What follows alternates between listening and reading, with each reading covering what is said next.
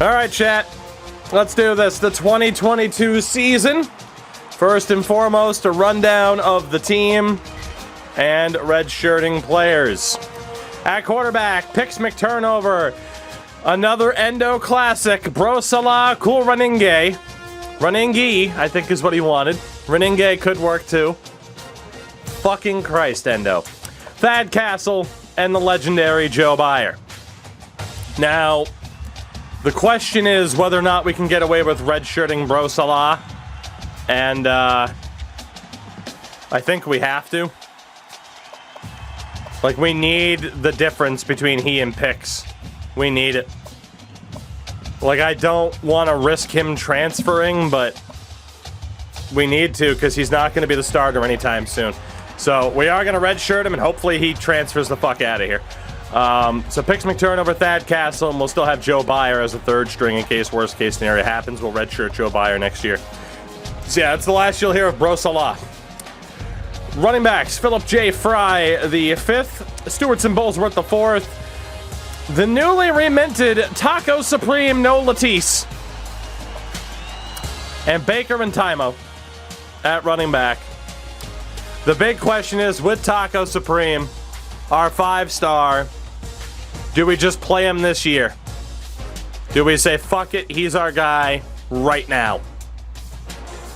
If not, we redshirt him for the year and have Baker and Timo as the third string. It's a risk because obviously, like, Fry's a sophomore and he's not that bad. So, I mean, if we could get No Latisse on a different time frame, like Bullsworth would be a senior, he'd be a junior. People are saying don't risk pissing him off. All right. No Latisse will be our starting running back this year. We'll handle it that way. So Baker and Timo will get the red shirt this year. He will get the red shirt this year. Fullback, N'Golo Kante and the newly reminted Cosmo Kramer. Honestly, we should be good to just redshirt Kramer, and we should be fine. We'll have N'Golo Kante as our fullback. Worst case scenario, tight end would be the secondary fullback, which is fine. Wide receivers, Sneevlius Bagman, Dwayne Johnson, Buck Naked, Craven Moorhead, Locksmith, Hot Wheels, DeGlester Hardunkachutt. Obviously, we have to run with Bagman. I think we can get away with redshirting Craven Moorhead this year, although, man, actually, maybe not. I think we just go with those 4 best options. So, DeGlester Hardunkachutt will be redshirt this year. Although, is there that much of a difference between a fourth wide receiver as a 76 and Locksmith at a 73? Oh, that's the tough call. That's the tough call. I wish I could redshirt Joe Buyer too, but I really can't risk it if both QBs were to get hurt. Let's just keep Craven Moorhead on the roster then. Tight end wise, Adrian Toothy Beach, E-Girl Simper, and Sean Avery. Left tackle, Rhino Cock and Bangers and Mash. At right tackle, Bam Bam Gigolo and Haywood Jablomi. Left guard, Frank Grimes, Glenn Quagmire, Tom Brady III. Right guard is Jesus Crust II and Zincavius Zoanthropy, who will be redshirt this year. And at center, South Park Cows, Salofa Fatu, and Tiny Dickinson. Dickinson will be redshirt this year. Defensive edge, Eat Pant, Knife Pervert, and Lars of the Mohicans. Right edge is Numbass and JJ Watt Jr., so Mohicans will be redshirt this year. Defensive tackle, Flapjack Buttersworth, Toogie McTookson, St. Bronco Bumfuzzle, Harry Ballsec will be redshirt this year, Alex Morand, and the Negachin. It's a Fairly Odd Parents reference. People are waiting for me to say it the other way you could pronounce it, instead of Nega, and I will not. And even then, people are like, oh, he said GA without chin at the end. Because you guys fucking suck. He gets redshirted this year. Fuck you. Outside linebackers, we have Bart Simpson, D. Virgin, and Chad Inoki III. On the right, it is Yushiro Hirano and Porcimus Big Booty III. No red shirts there. Middle linebackers, Perry the Platypus, Cremianton, Ide La Soul, with Catfish, Candyman III, and Meta World Peace.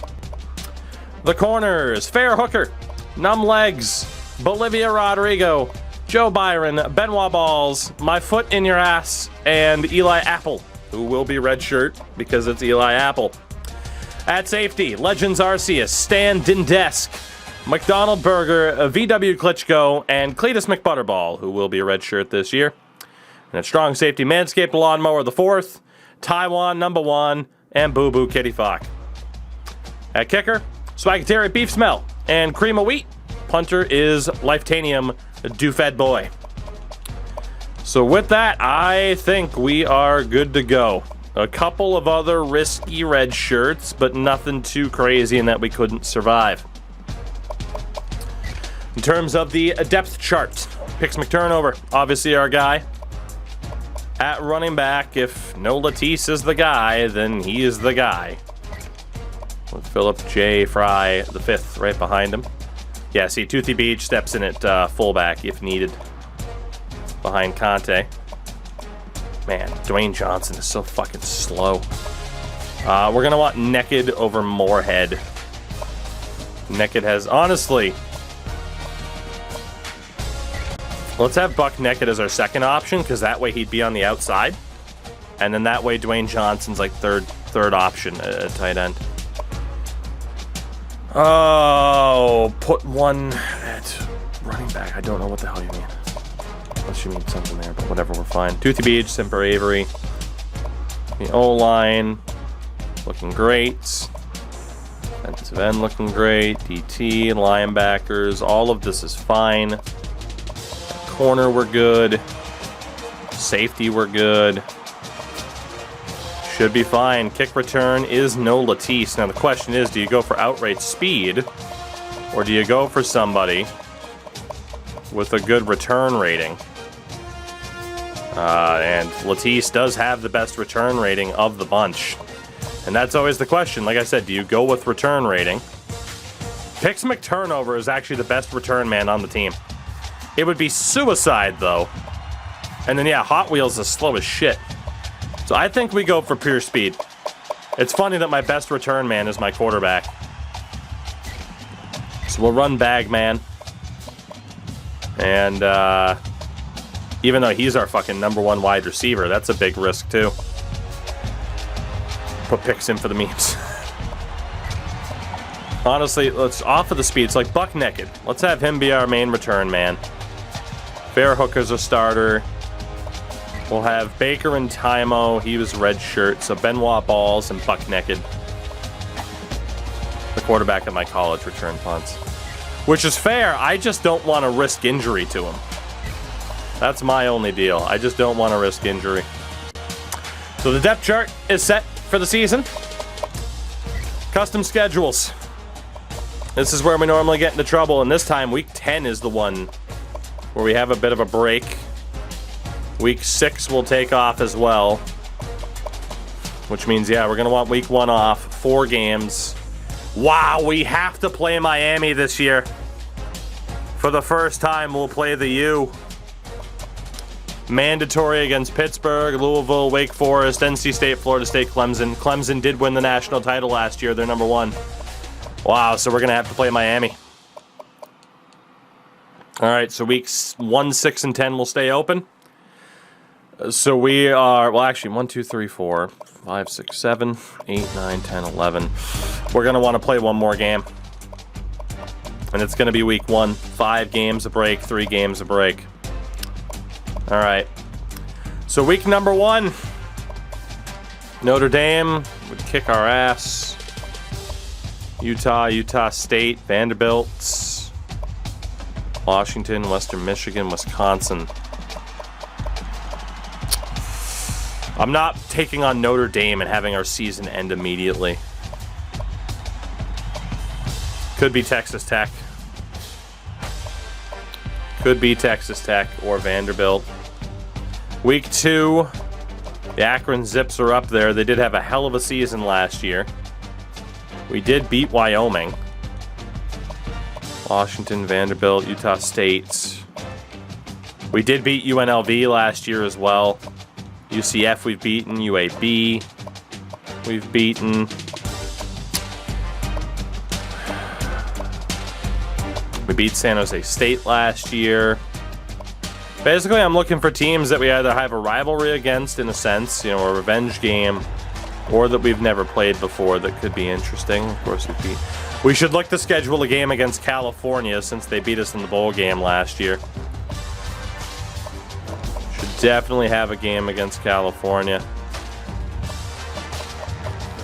You know it's got to be Coastal Carolina, and this time it's a fucking home game.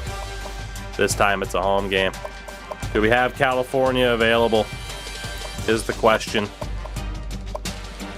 Oh shit, we might not.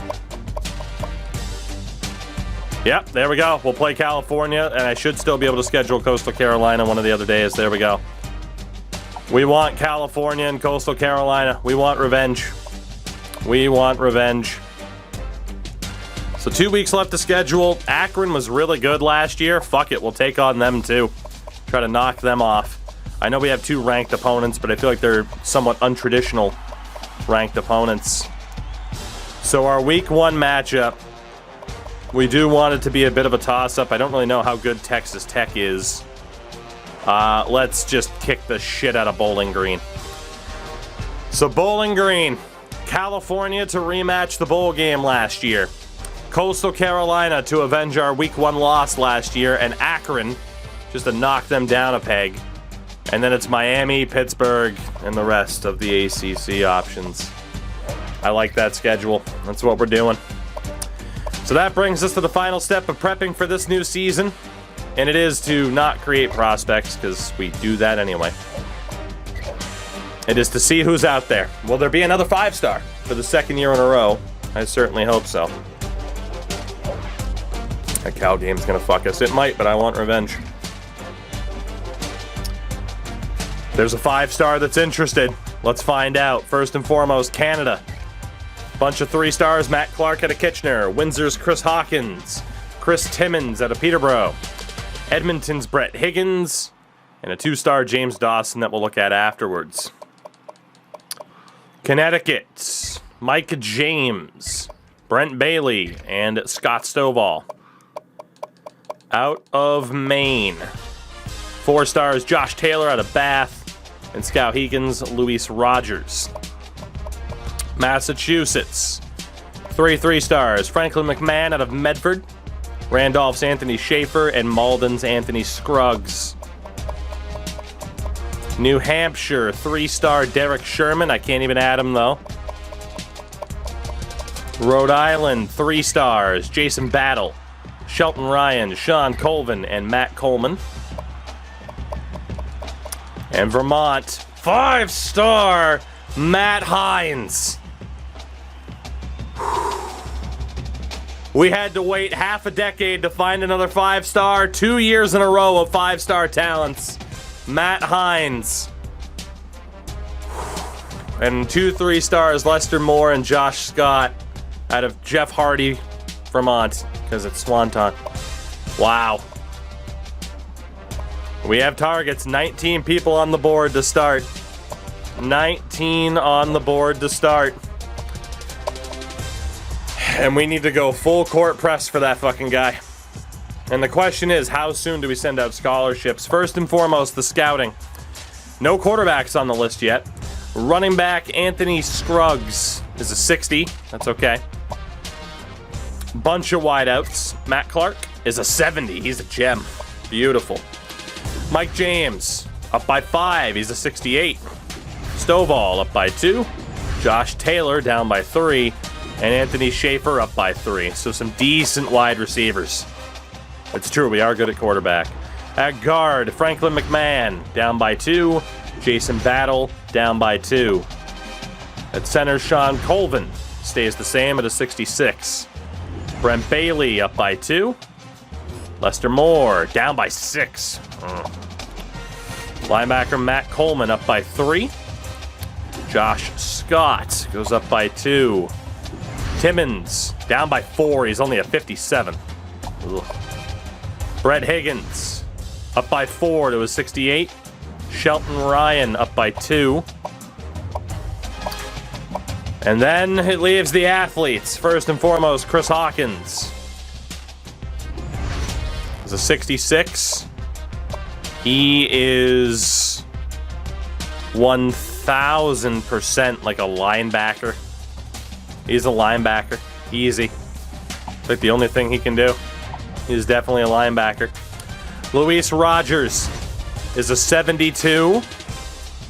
And pretty much confirmed as a member of the secondary. Oh yeah, easy secondary or linebacker again. Matt Hines is a 79, 88 throw power. Crazy stiff arm and carrying, crazy high trucking. Also a bit of a route runner. He's a quarterback, no doubt. He's a quarterback. Slight argument for wide receiver. Maybe tight end. This guy's a running back. I know some stats are off screen. There you go. But I mean, oh shit, look at this fucking guy. Look at this fucking guy. He's insane.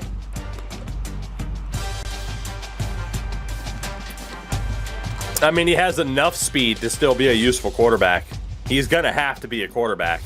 Maybe a power back, but yeah, Wildcat offense coming soon to a Boston college near you. So yeah, the big question is, how soon do we throw out scholarships? Do we do that in week 1? That's the big question, and I'm not sure. But we have some players to look forward to here.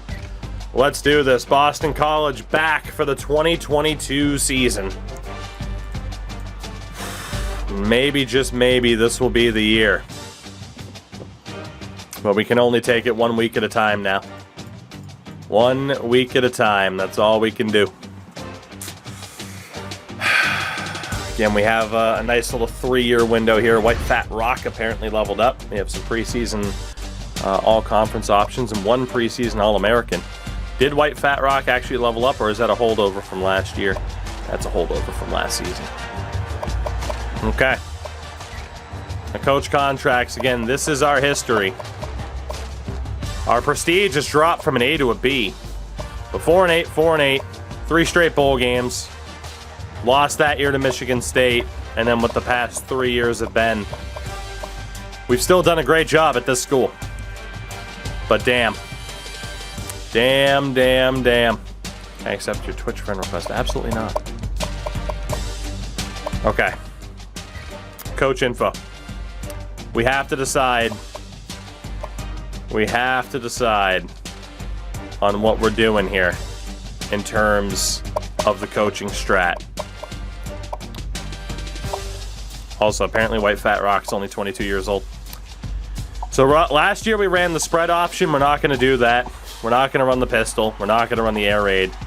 It's run and shoot or just the outright spread offense, and I think it's going to be the spread offense.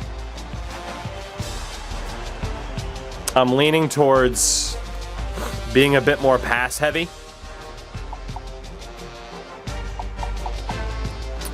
Maybe 60-40. But then again, with the running game, what are we thinking? 50-50? Still definitely want the more aggressive style. We can run the no huddle quite often.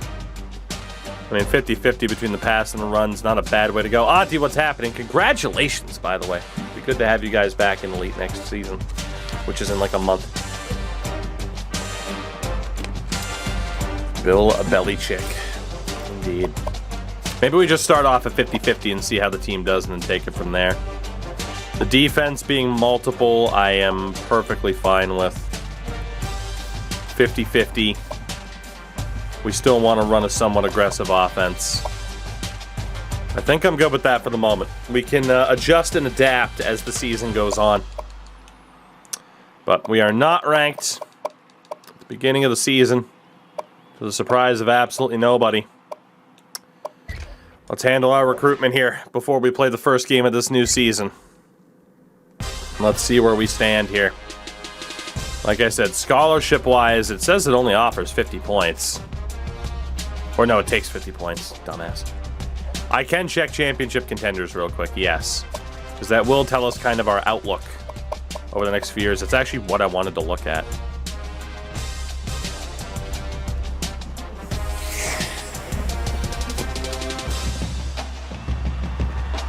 Yeah, we're in a championship window.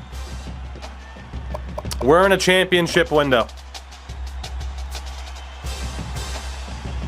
We are running out of excuses and fast. We are in a title contending window right now. And it's only gonna, our odds are only gonna get better over the next few years. So we have everybody scouted. We'll offer Anthony Scruggs a scholarship he does not immediately accept. At wideout, will anybody immediately accept is the question. We have a decent chance of it. Again, I don't know if I should hold on to those offers for a little bit or not. So far, nobody has accepted. That only works if you're in first. Does it really? Well, then I won't waste the rest of them. The good thing is I didn't waste on anybody too great.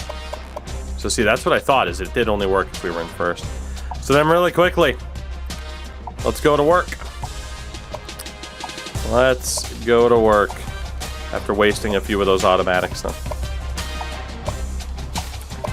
Got some work cut out for us here to try and get ahead of the game. All right, there we go. So week number 1, Bowling Green. Massive, massive favorites. God help us if it's another Coastal Carolina. It shouldn't be. We play the Cleveland Browns. Let's do it. Let's do it. We need this. Boy, do we need this. The brand new season, 2022. We went from an incredible, consistent contending pace to not. FX, I just haven't upgraded it yet. I focused on other upgrades instead. Innovation that excites. The players have hit the turf at Dwight L. Perry Stadium and Bowling One game at a time. We are just about set. That's the new mentality. One game at a time. Don't worry about what the season could be. Just worry about the game in front of us. The Dwight L. Perry Stadium against the Cleveland Browns. And we will get the opening kickoff, as we so often do.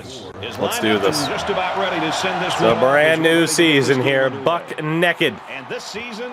On the return, he was a redshirt freshman last year. Goes around the edge, gets us to the 35. And here comes Pix McTurnover. The thing I love about this guy, Brad, is just fucking the Family Feud clip. intangibles that he brings to the table. We've been Big shoes to fill here. Pix McTurnover. He's our guy. He's our hope. Things are going well. He's patting everybody. We'll hand it over to Taco Supreme, no Latisse. And a good first carry for his career. The 5-star recruit out of Waterville, Maine. Boston College has got some new faces on the roster that they're expecting some big things from, partner. And you know, that's what's great about college football. Whole lot of pressure now on this team. We viewed last year as the building blocks. Now it's time.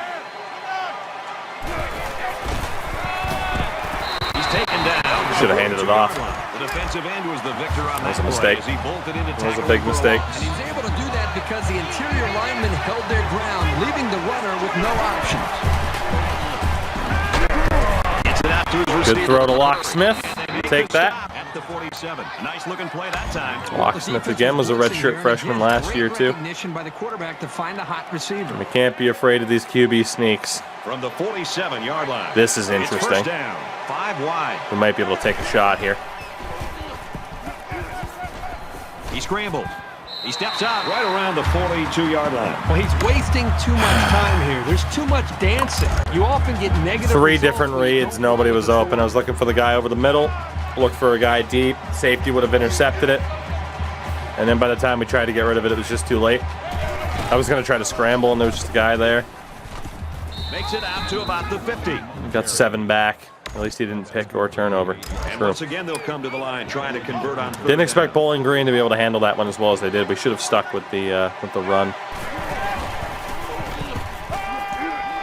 Throw to Adrian, and he dropped it. That's going to bring up 4th down. On 3rd down, the defense. Toothy Beach drops it.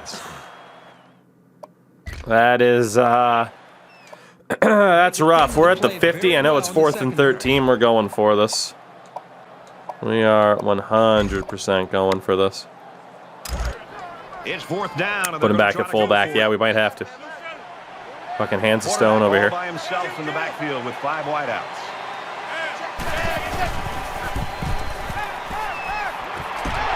Bam, what a throw. Craven Moorhead on the reception, 22 yards. That was a beautiful throw. That's exactly what we need. And this is the 8th play of the drive. Not bad. And they're going to put 6 DBs on the field to counter that 5 receiver. Interesting. He's going to try and scramble. He gives a pump fake. Steps out of bounds at the 12-yard line.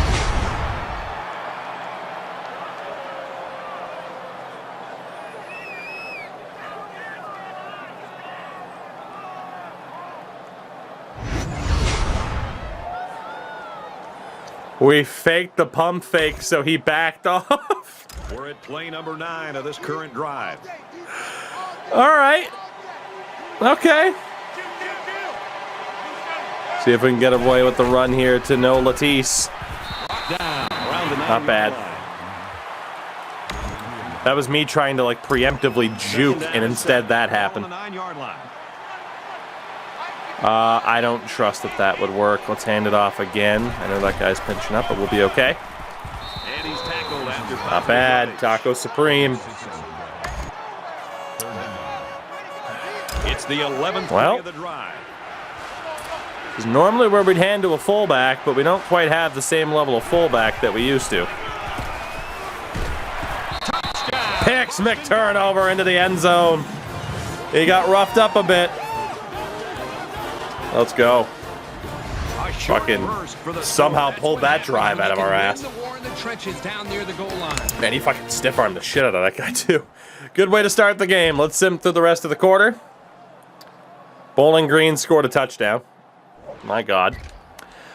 Through the second, it's 14-7. 21-7 is the score at the half. Much better. Let's go through the third. 28-7. 35-13. They did just return a kick for a touchdown. This game should be over, though. This game should be over. They onside kicked it, for fuck's sake. 35-21. 42-21. The Eagles know that they have to enjoy this guy while they've got him. Beautiful. No touching! No touching! No touching! In his future, but for now, he needs to sit back. Didn't need to do anything else beyond that first drive. Picks McTurnover, 3 touchdowns on the day. And a much better start to his sophomore year than what we had as a start for his freshman year. We head to Bowling Green and we walk away with the win. Thank God. Needless to say, that takes a little bit of the pressure off, knowing we didn't blow it in week 1 against an inferior team. God damn. Whew. God damn. 42-21 the final score. Stats on the day. 2 touchdowns, no picks from McTurnover. Thad Castle even got involved with a 5-yard completion. 2 sacks against. I wonder if Bowling Green was ever good. I don't know, but there was a massacre today. Because you see. Touchdown from McTurnover on the ground, Taco Supreme, and Philip J. Fry with 2 rushing touchdowns. Goddamn. There you go, Phil. There you go. Moorhead and Bagman on the receptions. Not bad. Not bad. A good debut. And exactly what we needed to start this new season. Beautiful stuff. We move on. California. We're getting our redemption. We're getting our revenge.